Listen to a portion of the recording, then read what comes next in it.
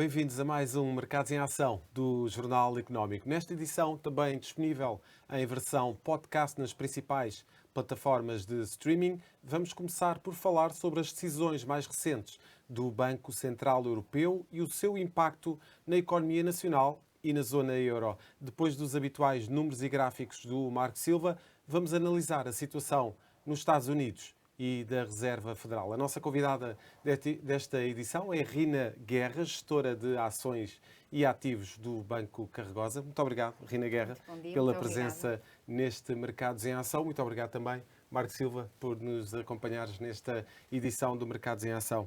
Rina, vamos começar precisamente pelo BCE. O BCE, na semana passada, anunciou o lançamento de uma ferramenta com o qual pretende travar a escalada das taxas de juros das obrigações dos países periféricos da zona euro.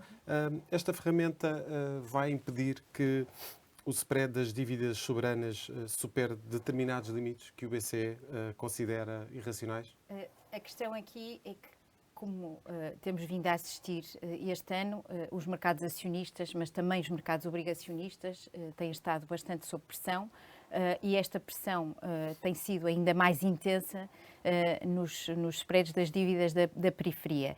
E, portanto, este sinal que o BCE está a dar de que iria continuar a comprar a dívida destes países periféricos, obviamente é um passo para ajudar para que este desequilíbrio não seja tão intenso como tem sido, sobretudo nas últimas semanas. Aliás, a reação foi imediata. Na sexta-feira as coisas acalmaram um pouco a esse nível, quer na Itália, quer na Grécia, não é? Os países mais endividados também da zona euro.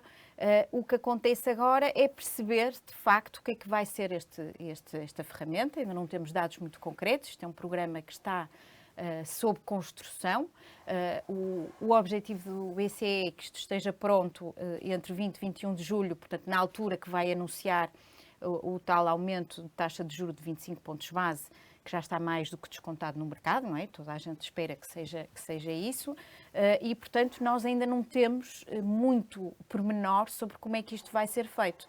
Agora, obviamente que é uma coisa positiva, sobretudo para os países periféricos, porque senão também teríamos aqui como não temos um instrumento da moeda, não é? Na zona euro. Isso é de facto uma limitação. Exatamente, não é? Para estes países é uma limitação enorme. Rino, mas isto é um bocado de incompetência a mais, porque nós aqui no Mercados em Ação já há vários meses, pelo menos há 3 meses, quando primeiro se falou na criação de um instrumento para substituir o programa de compras, que já se sabia que ia terminar, falámos logo nessa semana aqui no Mercados em Ação e pusemos em cima da mesa, que era positivo, obviamente. Só que passado 2, 3 dias, Christine Lagarde veio dizer que não venham, isso ainda é muito incipiente, é muito cedo. Sim. E o que é certo é que durante meses não fizeram nada. Não fizeram rigorosamente nada, até que a semana passada caiu a pedra no charco, porque a dívida italiana tinha subido muito, como se a grega e a portuguesa já não tivessem em níveis muito perigosos. Acordaram para a vida e, no entanto, o que se veio a saber, que é quase nada, é basicamente que, afinal... era preciso. Estamos a pensar numa coisa, mas isto é uma atitude muito pouco profissional, ou é de propósito, e nada condizente com, por exemplo, aquilo que os Estados Unidos fazem com o método, o modus operandi do Fed.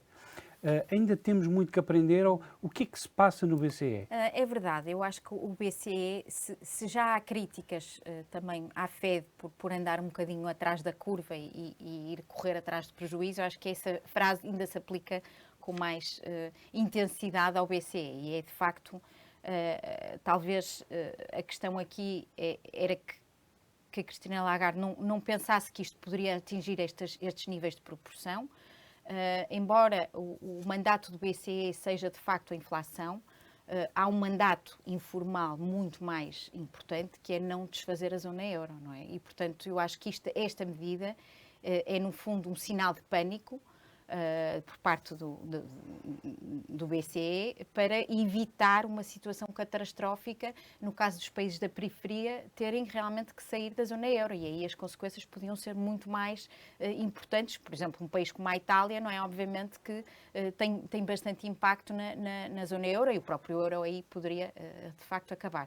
Portanto, a meu ver, é uma saída de pânico por parte do BCE, e tanto é que não há ainda formalidade muito profunda sobre como é que isto vai actuar em termos concretos no mercado. Nós vamos ter mais informações sobre isto na tal reunião de final de julho, e então aí poderemos perceber se isto vai ser eficaz ou não.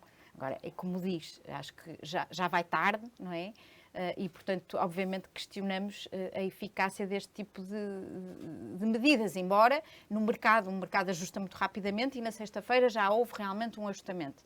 Por outro lado, também perceber como é que a Alemanha poderá reagir também a uma coisa deste estilo. Porque a questão é esta, é que nós andámos aqui anos a viver dos juros baixos, e toda a gente sabia no mercado, claro, que isto iria terminar, e toda a gente sabia que os juros estavam baixos pela compra que os bancos centrais estavam a fazer. Não era por causa do comportamento dos déficits nem da dívida.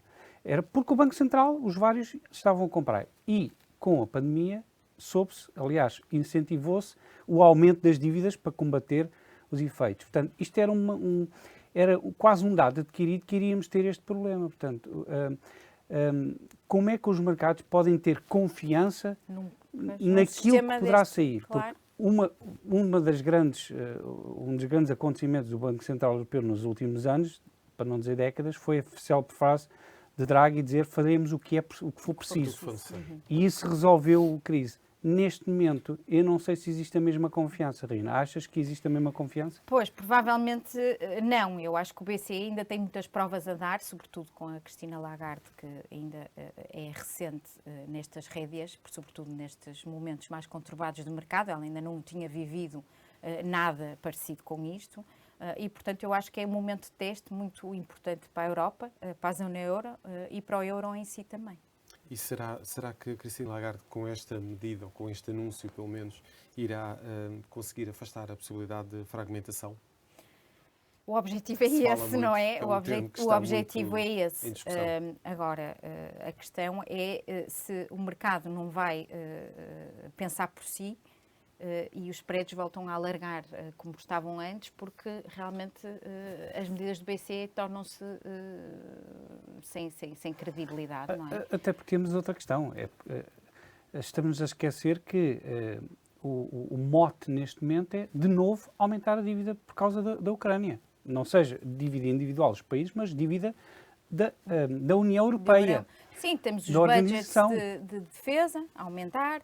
Temos os refugiados a vir para os países da Europa e, portanto, os Estados desses países têm que suportar mais esses custos que não estavam. Portanto, naturalmente, a tendência será para aumentar a dívida pública dos países da Europa. Portanto, tem que haver um suporte a nível europeu em geral para que este aumento de dívida possa ser absorvido pelas economias, não é? E, portanto, uma conjugação de fatores absolutamente... E a guerra veio agravar isso, porque a questão dos refugiados também não é negligente e vai pesar nos orçamentos de cada país que os estão a receber, obviamente. Não é? Muito bem. Vamos fechar aqui então a primeira parte do Mercados em Ação. Já a seguir, não perca o sobe e desce dos mercados com os gráficos da semana.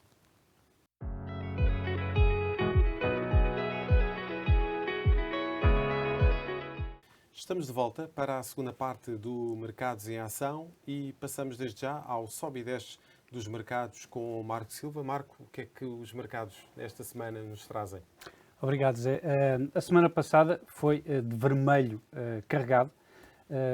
Não houve grandes equívocos em relação ao comportamento dos vários mercados. Podemos ver aqui Wall Street vermelho, com aqui algumas bolsas de verde, mas muito pouco. Boeing, por exemplo, mas é muito difícil arranjar aqui setores, inclusive, que possam ter tido um comportamento positivo, nem as energéticas. Já em relação a desde o início do ano, isto também é inequívoco. Podemos ver todo o mercado praticamente no vermelho, com exceção das energéticas, ExxonMobil, Chevron, Shell, e aqui a saúde com algumas empresas a ter um comportamento positivo. Merck, por exemplo, Eli Lilly, Johnson & Johnson, mas não é assim tão evidente. O resto do mercado, todo no vermelho. Tecnológicas, a banca também, apesar da subida dos juros, a banca tem sido penalizada. E, portanto, isto desde o início do ano, quase desde os máximos históricos, tem sido este o comportamento.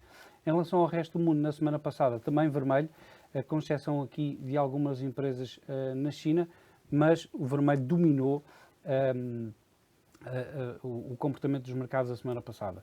E aqui poderemos ver nos vários setores e nos vários mercados que isso também é evidente, inclusive nas empresas produtoras não só de petróleo, mas também extratoras de minérios.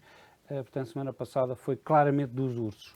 Em relação aos gráficos, o euro-dólar, que está a testar de novo aqui as médias móveis, nomeadamente a média móvel dos 50 dias. Vamos ver como é que será o comportamento a este teste. Já houve vários e veio sempre para trás. Vamos ver se consegue realmente ganhar este patamar para ir testar aqui esta linha de tendência, esta linha amarela, que é uma linha de tendência muito importante. Será ela que irá dar aqui o primeiro indício se realmente o euro-dólar já atingiu os mínimos para já de médio prazo ou não. Em relação ao S&P 500, continua no seu trajeto de correção. Reparem que houve aqui, depois dos mínimos da pandemia, houve aqui 3 ondas, chamadas ondas de Elliott, que aqui estão perfeitamente identificadas, uma onda, 2 ondas e 3 ondas, sendo que a última foi a mais fraca, portanto já dando aqui alguns indícios que poderia haver esta correção, e ainda tem espaço para cair mais. Isto eram barras semanais. Já o Nasdaq continua a seguir aquele mapa que nós traçámos aqui há já várias semanas. A semana passada bateu aqui nesta zona de suporte na linha azul, que é a linha inferior do canal. Ainda tem muito para percorrer até esta linha laranja escura, aqui que está perto dos 8.000 pontos, que supostamente é o objetivo para o Nasdaq. Por fim, o Brent que depois de bater nesta linha de tendência que nós já temos vindo a referir aqui, está agora a testar a média móvel dos 100 dias, que será uma zona muito interessante de ver. Caso aguente, poderá vir testar novamente esta linha, que está nos $128 por barril no Brent. Se não, aqui a média dos 200 dias nos $100 por barril, mais ou menos, é a zona ideal para um suporte. E é tudo. Muito bem, Marco, e de facto é uma maré de vermelho ali no ecrã do Marco Silva, isto relativamente àquilo que se passa também do outro lado do Atlântico. Rina, a Reserva Federal norte-americana anunciou aqui uma subida de 75 pontos base relativamente à taxa de juros. Foi um agravamento mais acentuado desde 1994. Será esta subida suficiente para travar a inflação nos Estados Unidos? A questão é exatamente essa, porque há uma semana e meia, ou há menos tempo do que isso, toda a gente descontava no mercado uma subida de 50 pontos base e depois, na segunda-feira anterior à FED se pronunciar, já tinha havido algumas fugas de informação e, portanto, o mercado começou, no fundo, a absorver que realmente, se calhar, 50 pontos base não ia ser suficiente, então poderíamos estar aqui num terreno de 75. A questão agora é que o mercado já desconta de que na próxima reunião ainda irão ser necessários outra vez mais 75 pontos base. Isto, basicamente, a meu ver, aconteceu por razões muito claras. A primeira razão é que a FED considerava que a inflação pudesse já estar no seu pico e os dados revelados na sexta-feira, antes da reunião da FED, mostraram que esse pico ainda estava a ser atingido, portanto ainda não estávamos aí. O segundo ponto que também eu acho que sustentou esta decisão foi o índice de sentimento do consumidor nos Estados Unidos, que revelou que as expectativas de longo prazo para a inflação também tinham subido, 3% para 3,3%, que é uma subida bastante considerável, isto no espaço de um mês. Portanto,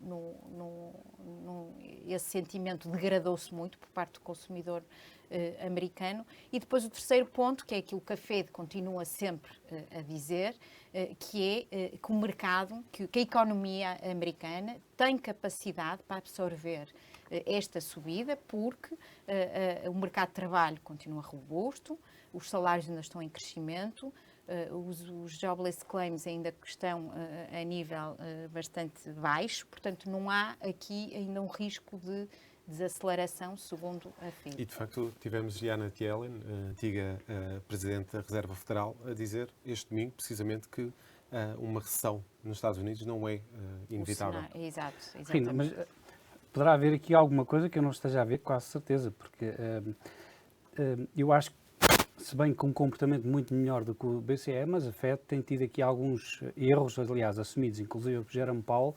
Sim. Mas, primeiro, como é que poderiam estar à espera que a inflação caísse, tendo em conta que a energia é um fator muito importante, tem sido um fator muito importante para a inflação, e o Brent tem andado a subir, enquanto que os salários não têm andado a folga que se poderia estar à espera. Portanto, era quase inevitável que a inflação continuasse a cair. Claro. E irá continuar em valores elevados, quase certeza.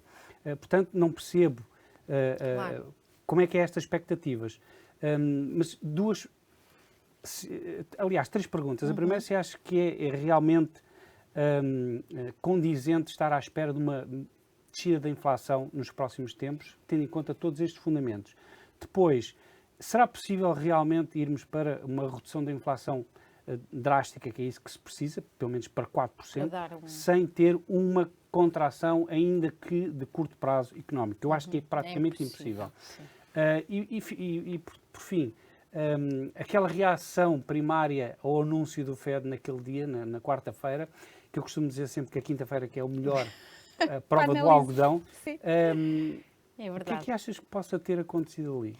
Pois, porque subiu, mas depois a seguir caiu mais de 4%. Vez. Eu acho que o mercado entusiasma-se um bocadinho quando há uma atuação, portanto, que já não é um rumor e é um facto. Isso foi o que aconteceu na segunda-feira, era um rumor de que os juros iam aumentar 75 pontos base. Na quarta-feira aconteceu isso e o mercado aliviou, ficou contente, foi isto, não sei o quê. E depois, na quinta-feira, começou a pricear a probabilidade de recessão, até porque a Fed, nessa reunião, diminuiu as perspectivas de crescimento económico para os Estados Unidos. E, portanto, neste momento, as revisões têm sido consecutivamente em baixa para o crescimento económico e nós sabemos que a própria Fed pode estar a ser ingênua, um bocadinho como foi com esta questão de achar que a inflação poderia realmente, rapidamente, começar a desacelerar, pelo menos a mostrar sinais disso e que não está, e o mesmo poderá estar a acontecer com o crescimento económico, que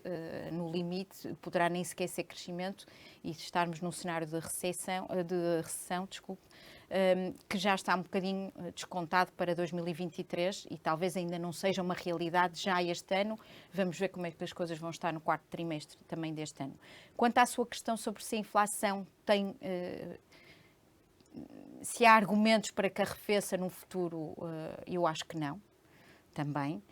Acho que a fatura energética vai continuar a pesar muito neste efeito inflacionista que estamos a ter. A guerra na Ucrânia também não tem ajudado. A meu ver, eu já não posso dar nenhum tipo de projeção, porque já está a ser demais do que... Quando iniciou, exatamente, quando iniciou a guerra, quer dizer, toda a gente achava que isto era um bocadinho uma questão de dias e que as coisas iam...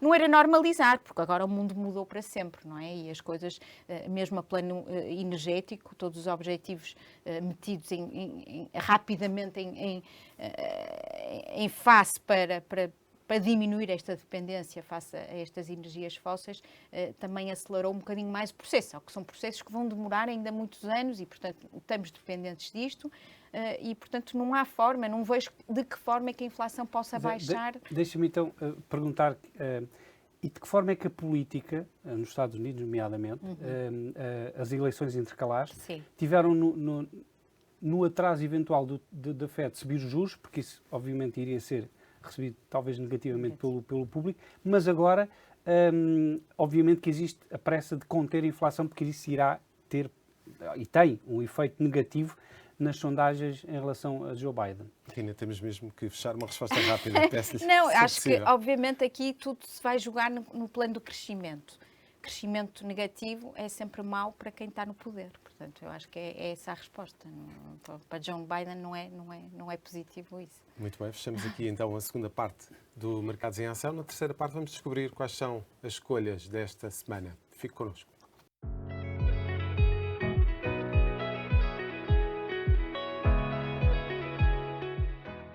Terceira e última parte do Mercados em Ação. É nesta fase que conhecemos quais são as escolhas da semana e começamos precisamente com o número da semana, que é 100 milhões de euros. É o valor correspondente ao aumento de capital da Greenvolt, que arrancou na passada segunda-feira e terá lugar até 4 de julho. A empresa vai emitir 17,7 milhões de novas ações, representativas de quase 13% do capital, por 5,62 euros por ação.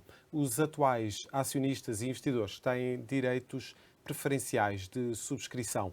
O principal acionista da Greenvolt, a Altri, não vai ao aumento de capital, mas os seus acionistas vão ter a oportunidade de participar nesta operação através da venda de direitos de subscrição de ações. Marco, quem é a personalidade da semana neste Mercados em Ação? Obrigado, Zé. Esta semana é Christine Lagarde, exatamente por razões negativas, porque ainda não tomou o pulso dos mercados e claramente está a agir mais como uma política e não como uma presidente de um banco central.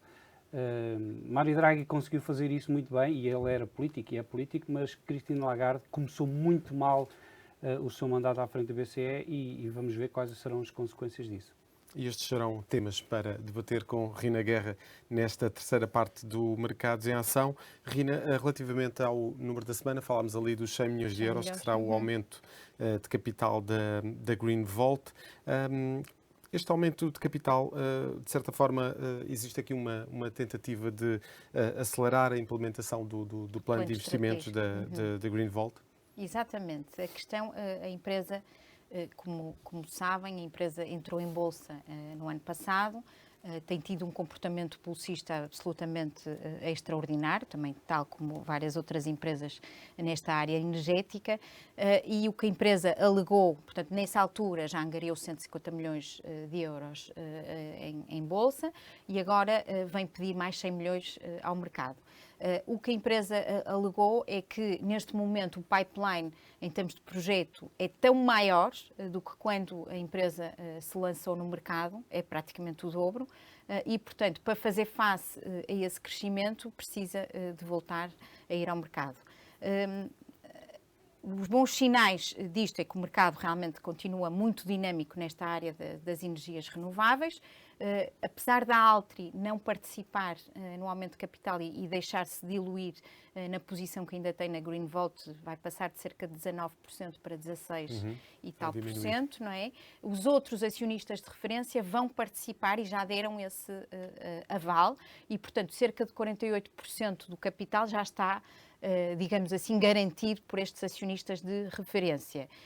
Aos outros acionistas, como referiu e muito bem, têm este direito de preferência e o preço de subscrição também é muito simpático, veio com quase um desconto de cerca de 18, 19% face à cotação de fecho de sexta-feira e, portanto, parece, em termos assim, ainda não tive com a empresa está a organizar uma ronda de reuniões, vou tentar participar a uma hoje de tarde para perceber melhor em concreto que projetos é que vão necessitar deste financiamento, mas de qualquer forma é de salutar, acho que na Bolsa Portuguesa, haver esta dinâmica e sobretudo porque o PSI 20 já não é 20, já é PSI 15 e esta é uma das empresas que tem dinamizado. Então, e será de esperar agora nos próximos tempos, uma vez que os juros vão aumentar, será de esperar que as empresas finalmente voltem de novo a olhar para o mercado acionista, neste caso os investidores, para aumentar capital e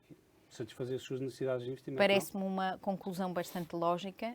Nós temos tido muito pouco disso, sobretudo na nossa Bolsa Nacional, que continua a ser uma bolsa muito menos agressiva, digamos assim, do que as bolsas lá fora. Finalmente, este ano, estamos em contraciclo com as outras bolsas, também acho que é um sinal positivo, pelo peso que temos também nos nossos índices, no nosso índice da parte energética, que tem estado realmente muito bem, mesmo a própria Altri tem tido um comportamento muitíssimo bom este ano também no mercado, e portanto eu acho que essa conclusão, realmente taxas de juros mais elevadas poderão fazer com que as empresas olhem mais para um dos métodos mais fáceis das empresas angariarem capital, que é o mercado de ações, não é? Sobre a escolha da personalidade da semana, do Marco, já falámos do BCE. Já falamos isso, exatamente. Na primeira parte. Podemos aqui mencionar, se calhar individualmente, Christine Lagarde. De facto, estas reuniões não programadas são eventos, relativamente ao BCE, que são eventos que se contam pelos dedos de uma mão, não são muito comuns. Como é que se pode definir a atuação de Christine Lagarde no BCE? São eventos que geram pânico no mercado. Acho que realmente não havia, não era preciso. Estava tudo escrito para que isto desembocasse numa coisa deste estilo. Portanto, eu acho que o dizer que vai ser uma reunião de emergência é mostrar sinais de pânico ao mercado e, portanto, não é a forma de conduzir. O que os investidores mais odeiam nos mercados é a incerteza e, portanto, este tipo de reação... E a insegurança, não é? Exatamente. Aliás, e vai muito uma divergência clara com o que se faz, com os Estados Unidos fazem. Os Estados Unidos, nestes casos, o que eles faziam eram 2 ou 3 declarações de alguns governadores em umas quantas conferências e mandam ali a bicada. E deixar escapar a informação, como aconteceu dos 75 pontos base, já não foi? Exatamente, no fim de semana, exatamente. E assim não, quer dizer, reunião de emergência depois não tem... Nem concretizam depois, não é? Portanto, também aí falhou a parte da concretização. Queria rapidamente mostrar ao mercado que estava a fazer alguma coisa, mas também não concretizou. Portanto, o mercado ficou um bocadinho na expectativa, não é? E ainda relativamente, já falámos disto um bocadinho na primeira parte, mas de certa forma pode-se definir que relativamente à nova ferramenta que será anunciada pelo BCE, isto quer dizer que o Banco Central Europeu está aqui a procurar uma maior partilha de risco entre os membros da zona euro?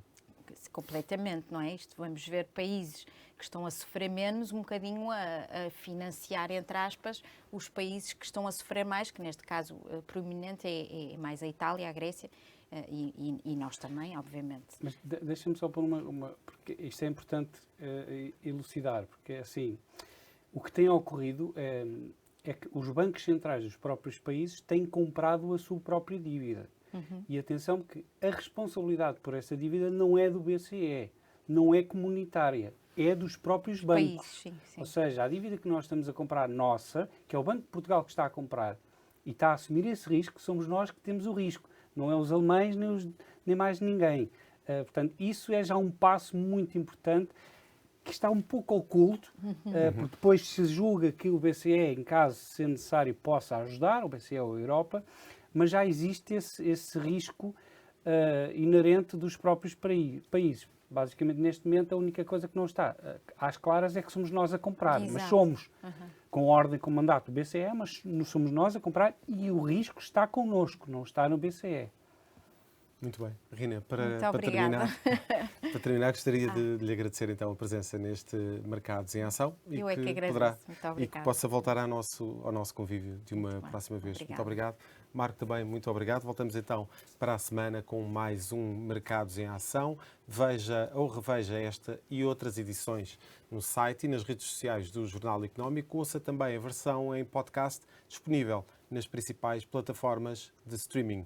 Voltamos então para a próxima semana. Obrigado e bons negócios.